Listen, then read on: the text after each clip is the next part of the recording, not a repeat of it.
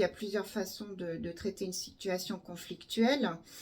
Maintenant, on va aussi, alors là c'est autre chose, c'est quand on veut développer la compassion, puisque quand on développe la compassion, déjà, on se détourne de notre ego. En fait, ce qui fait souffrir, c'est vraiment...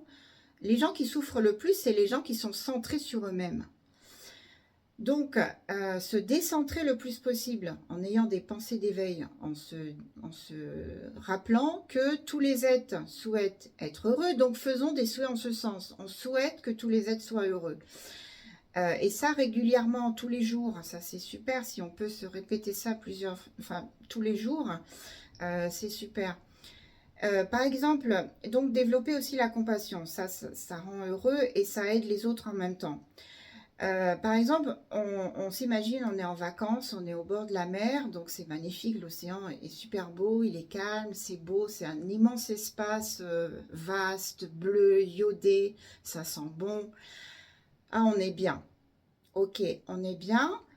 Là, c'est une attitude, bien sûr, il faut se créer des moments de bien-être, mais aussi, il faut pas, ce sont des moments de plaisir qui sont éphémères. Donc, il faut aussi, dans un second temps, rester un peu moins superficiel, je dirais. Aller voir un peu plus en profondeur. Effectivement, cet océan est magnifique. Je le prends en photo, il est bleu, il est beau, il est grand.